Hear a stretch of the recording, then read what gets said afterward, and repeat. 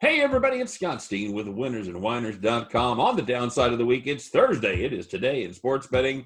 It is the NBA show, and it is Scott Reichel. What's up, buddy? Nothing much. Looking forward to a nice Thursday card. You got yourself some NBA, of course, with the Lakers and Nuggets. The Heat series is so far going pretty well for me personally. And, you also got some Thursday Night Football, which we'll get into for a bonus video today. Yeah. And as a bonus, I don't know that we're going to talk about it much, but you got what could be a pretty fun college game, too, with UAB and USA battling for the, third most favorite team in Alabama? Yeah, UAB is taking on the entire the entire country of America, taking on USA. We'll see how that works out. USA. So that should be fun, too. So do like I do, watch the NFL game. It has to be the chant for South Alabama, right, in the student section? Oh, I would think so. It has to be a USA chant. I don't know what else they would be doing. You're not going to do a Let's Go Jaguars. No, you just can't do that. USA just is in the back pocket. You have to use that as your chant. If not, I got to write a letter to somebody because that's a hell of a chant right there. I'm gonna have to watch some USA videos to see if they're. I'm really curious now because I think that's a tremendous chant. If they have not been doing that, they've been missing out on all this time. Well, they're educated college students. I'm guessing one of them has thought of that before. Hopefully. Then again, I know that Austin P had the "Let's Go P" chant for an eternity, and that's not a good one. That's double entendre university, everybody. Yes, it is. But... You know what I started watching last night, Scott? And then we'll be done. I started watching Last Chance U. I've heard everybody talk about it. I finally watched the first episode. I watched a bit of it. I thought it was okay. I think it's fine. I'm digging it. I'm just saying it's a good watch. So I never fully dove in. I watched 1 or 2 episodes, and I thought it was okay. I know a lot of people like it. It seems fair fun. enough. So Scott, I know you've got you've got a big play on. You've got a big future ticket on Miami for both the Eastern Conference champion and for the finals champion. So I'm trying not to jinx anything, so I'm just happy that I got this far. You had to be excited about last night's result. Seemed like Boston just kind of chased them the whole way. Caught them once, took the lead by a point, but they just. I was not happy with Miami's inability to put the game away. I thought they were going to win the game by double digits about 3 separate times, but the game got unnecessarily close late. Jimmy Butler had a couple of really dumb plays down the stretch, made the free throws that iced the game, but that turnover at half court on the attempted one-handed catch was dumb. The fouling on Kemba's three-pointer was dumb.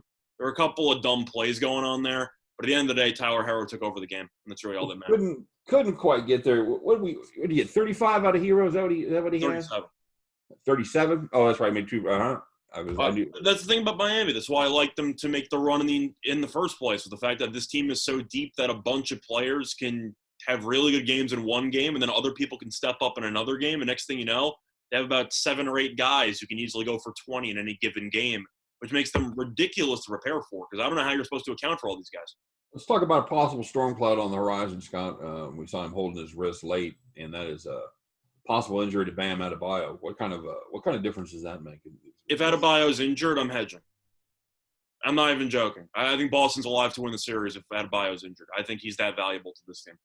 And what does he bring to the team that can't be replaced? There's a couple of aspects that you have to talk about. First of all, you talk about baseball with WAR and like wins above replacement and stuff. Who'd replace him? Kelly Olynyk? Yeah, that's a bit of a downgrade there. If you're talking about going from center to center, but Adebayo, I think personally is the best player on the team. I think he's better than Jimmy Butler. I might sound controversial, but at the end of the day, I've told you my opinions on Adebayo. How I think he's one of the best centers in the league. Controversially better than some other star centers in the league, but at the end of the day, his playmaking on offense as well as his rim protection is just next level stuff. And when I say playmaking, I know he's not Jokic caliber, but Miami gives him the ball at the top of the key to start their sets all the time because they trust his passing ability. And if you take him out of the lineup and bring in an Olynyk or something like that, I think you lose a little bit of that offensive consistency and unpredictability because Adebayo is kind of playing a point forward position when they actually run their half-court sets. Yeah, you don't picture Olynyk being your quarterback on the offensive half court.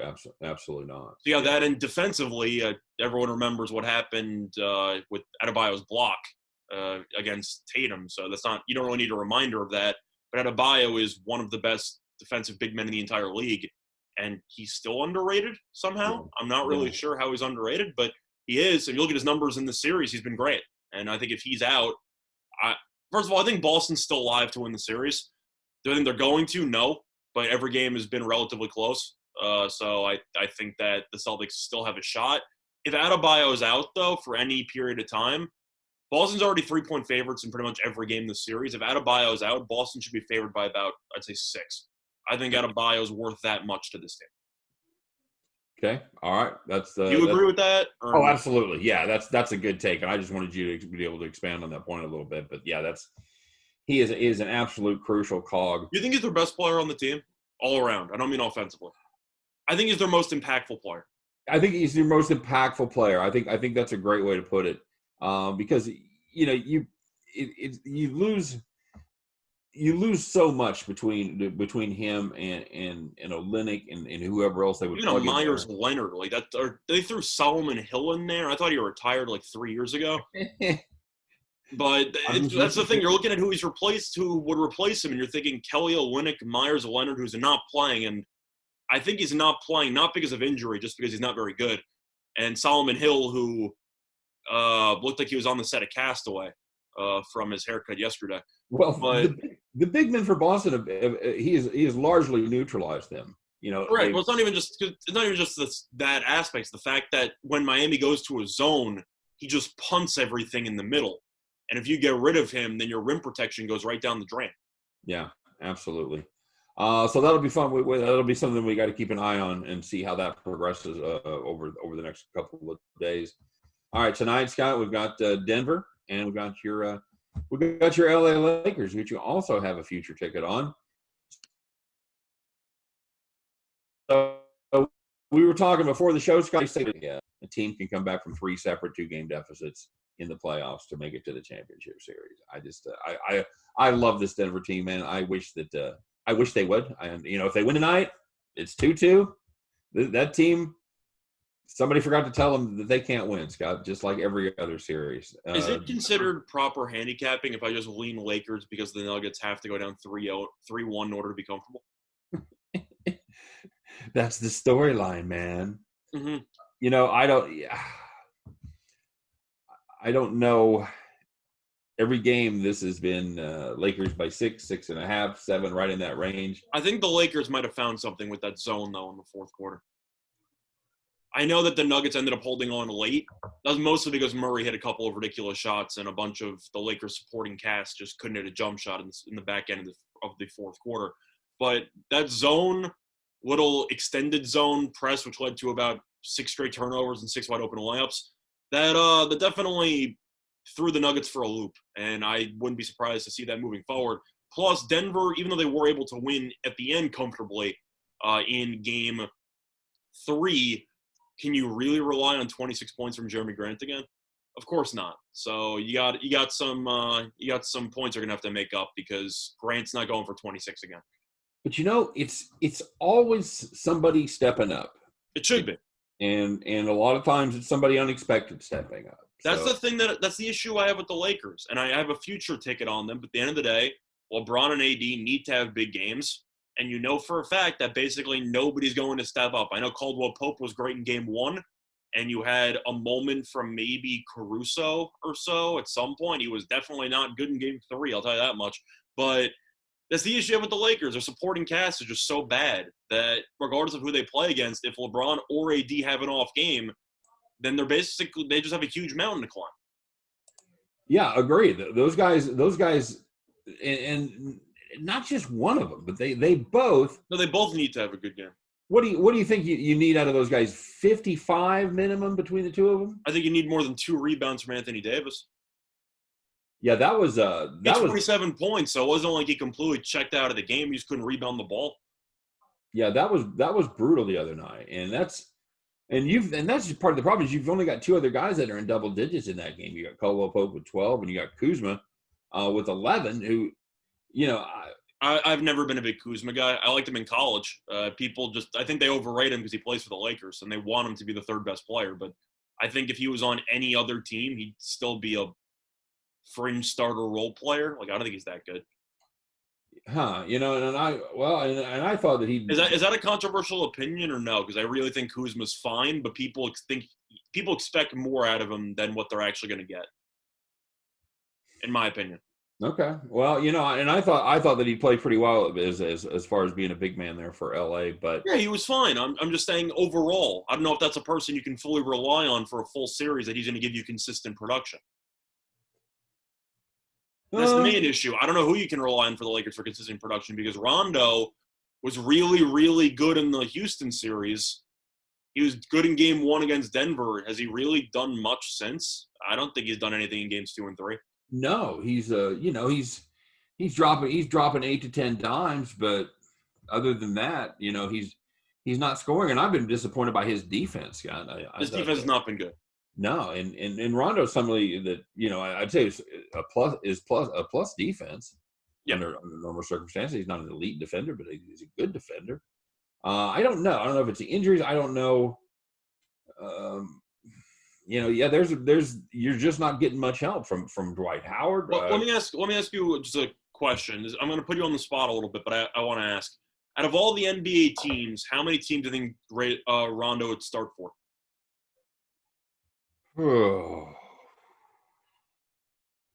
10 or 12, maybe. So the majority of the league would not use him as a starter. I don't think so. He's No, their third best. Not right now. No. Yeah, he's their third best player. Well, on paper, that's certainly you can make a case for that. That's the problem I have with the Lakers. Yeah, I Their know. third best player is a bench point guard on the majority of the rosters in the NBA. That's your third best player.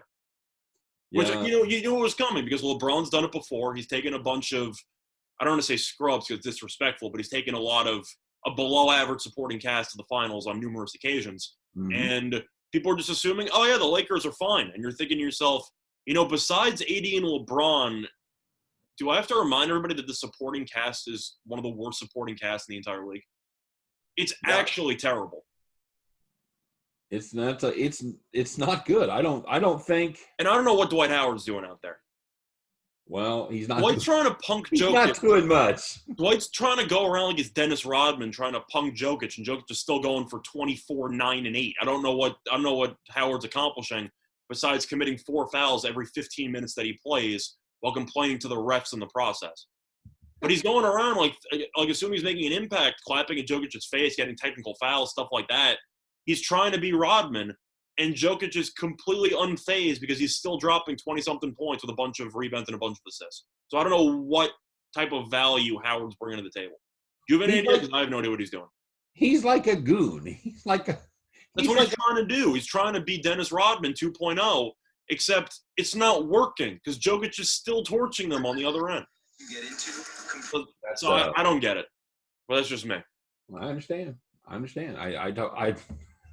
Am I the one who noticed that? Because Dwight just seems to run around with his hands up and complains to refs and almost fouls out in about 15 minutes.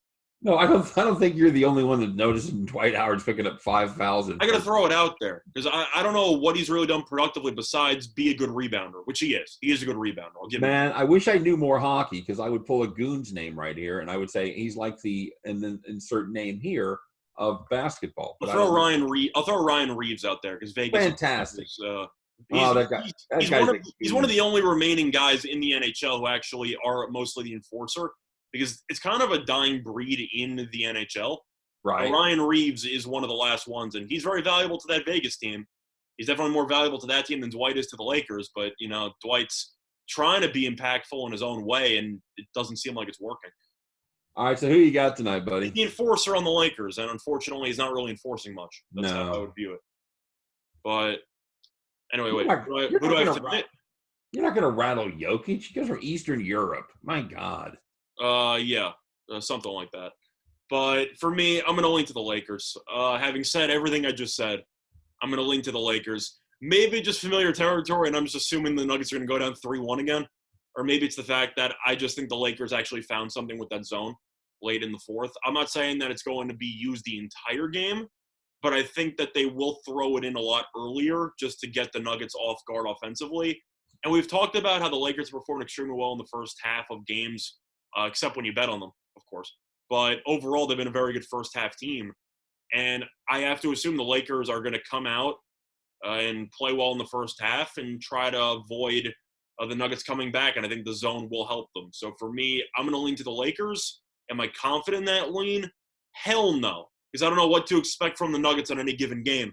But if I'm going to lean anywhere, I'm going to lean to the Lakers because I wouldn't be surprised to see Anthony Davis have a big night on the boards after a kind of a no-show from a rebounding perspective in Game 3. So I'm going to lean to the Lakers -6. All right. I know you're going to lean to Denver because you think it's too many points. I'm just going with the Lakers. Okay. Well, I'm assuming you're going with Denver, right? I have to. Yeah. I'm taking a stance. This Lakers team is psycho. Correct. They're a psycho team that is very difficult to bet on right now because it's not these lines are sharp. It's these teams you don't know what you're going to get. This Lakers team is a freaking box of chocolates, man. And when they go cold from 3 and another team gets a little run, man, it just puts such pressure on this team to always have to play from behind. Do you think LeBron's ever going to actually take it to the basket for a full 48 minutes? What a great question. I guess 8 feet is just too far. I still don't really understand. And I know that I keep harping on this and like I'm supposed to be a LeBron hater, but I have to keep bringing it up because he just keeps settling for really bad jump shots late in games. If you look at his fourth quarter numbers in like the last 5 minutes of games in this series, he has been one of the worst players on the floor. If you actually look at his stats, it's been that bad. LeBron in clutch situations in this series, he has been awful down the stretch of games. I don't, and then I agree. So before anyone comes at me and says you're just hating LeBron, look at the numbers. Just look at the play-by-play. Look at LeBron in the last 5 minutes of the first 3 games in the series. And add up the totals because he has been terrible. He has more turnovers than field goals in the last 5 minutes of games in the series. He has more field goals than turnovers. That doesn't sound accurate. Yeah, I'm telling you. I'm telling you. You think that's right? It's a fact. It's a fact. Oh, it's a fact. More turnovers than field goals in the last like 4 or 5 minutes of games in the series. He has more turnovers than field goals. Okay. I'm going to have to look that up. You can. I'm just telling you. He has around 6 turnovers, and he has around 3 field goals. So go nuts. Still like the Lakers' first half stuff? Yeah. I can't say no to it. We even talked about it, how even though the play lost, the Lakers still got very close to their team total, and they were terrible for a quarter and a half. So, yeah, I assume the Lakers are going to play well in the first half. Yeah, and it's gone up, actually, from 56.5 to 57 now. So even though they didn't hit it last time out, it's gone up half a point. So yeah, because that's what struck me is when they ended up at 53. I'm like, oh my god, that team just almost couldn't. Well, some of that might be adjusting for the overall total because that game flew over in Game 3, so maybe they're just moving the total up for the Game 4, and that's kind of why you've seen. Yeah, you're right. It does have to trail along with that. So. All right, so there's some food for thought, Scott. We're gonna go against each other. Any thoughts on the total? You playing over on this one? Truth is, I'm actually leaning to the under. I'm gonna zag on this line. I know money has come in on the under. If the Lakers end up switching to the zone more, I do think this will be a lower scoring game because it'll force Denver to work the shot clock more. The Lakers, at the end of the day, were not good offensively for a while. They picked it up late, but defensively, they were a mess for about 3 quarters against Denver, and I think they're going to put together a better effort. So for me, I'm going to lean to the under. Am I thrilled at either spot? No. So if you're betting it at home, just keep that in mind. But I'm going to lean to the Lakers and I'll lean to the under. Yeah, that's not bad because like you said, you're not going to get that kind of production out of Grant again. So if you subtract those points and don't replace all of them, then you've certainly got a shot at the under there. Yeah, plus the Lakers also got killed on the boards, which set up a ton of second chance opportunities for Denver. I don't think it'll be that plentiful. I don't hate it. You know what? I don't have a feel for that. I'm gonna play the first half, and I'm gonna play the Nuggets, and I'll root for your under, buddy. Cool. Yeah. I'm not gonna play anything here, so I'm just waiting to see it. But I'm gonna lean to the Lakers, and I'll lean to the under. All right, good enough. Yeah, this is like I said, other than the first half, I'll play the first half. I'll probably play the Nuggets for a little bit less. But, with 2 football games, this one's definitely third place on my schedule. But it should be fun. This is just I want to see Denver win. I want to see this series tied up. I want to see that collar get a little tight around the Lakers' neck. So let's see what happens, man. It should be a fun night of NBA basketball for sure. And if you wanted to learn more about this game, make sure you check out winnersandwhiners.com.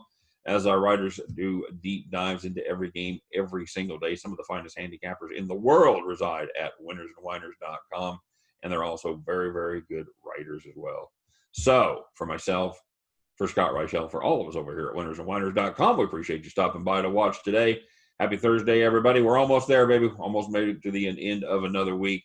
So, come back and see us. Appreciate you watching. Good luck on all of your plays today. Stay safe, stay healthy, and we'll see you next time on Today in Sports Betting. Take care.